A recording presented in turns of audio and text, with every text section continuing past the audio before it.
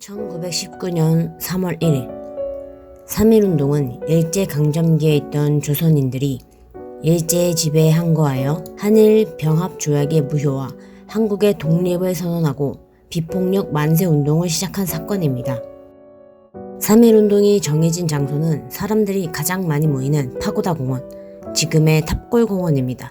민족대표가 독립선언서를 낭독한 후 미리 준비했던 인쇄본과 태극기를 학생들이 나눠주는 게 원래의 계획이었죠. 하지만 공원에는 예상보다 많은 사람들이 모여 있었습니다. 그래서 민족 대표들은 발길을 돌려 근처 음식점인 태화관에 들어갑니다. 많은 사람들이 모이면 뜻밖의 사태가 발생할지도 모른다는 이유로 말이죠. 민족 대표들이 원한 것은 비폭력주의를 바탕으로 한 평화적 시위였으니까요.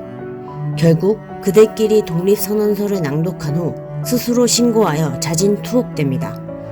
투쟁과 폭력이 아닌 평화적인 방식을 전 세계에 보여주고자 했기 때문입니다.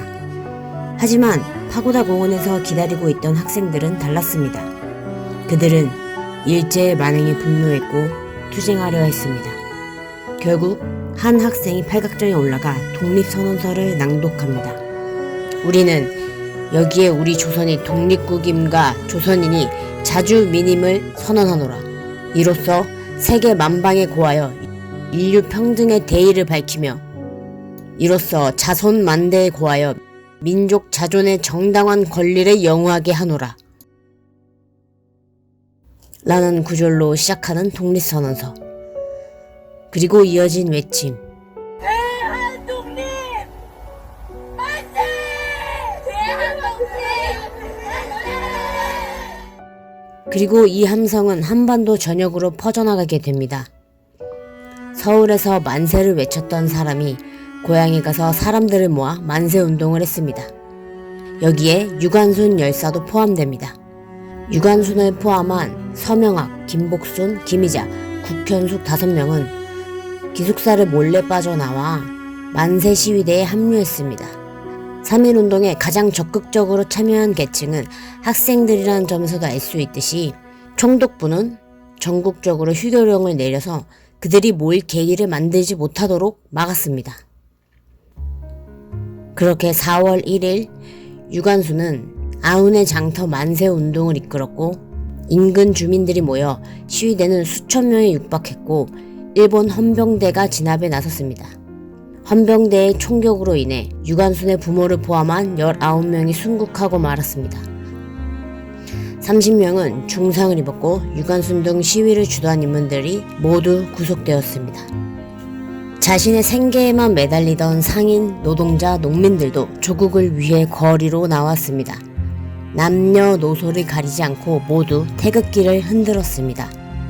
소수의 지식인들만이 아니라 전 국민이 독립을 위해 한뜻으로 뭉치게 된 것입니다. 태극기만 든 손으로 대한독립 만세를 외치며 행진하는 사람들. 그 행진을 막는 것은 일제의 총과 칼, 아무런 저항도 하지 않는 민중을 행해 그들은 거침없이 발포하고 칼을 휘둘렀습니다. 사람들은 분노했습니다. 그래서 쟁기, 낫, 괭이를 들었습니다. 무기가 있는 사람은 무기를 들었습니다. 운동은 전쟁으로 격화되었고 일제의 진압도 더욱 무자비해졌습니다. 시간이 지날수록 희생자는 점점 늘어갔습니다.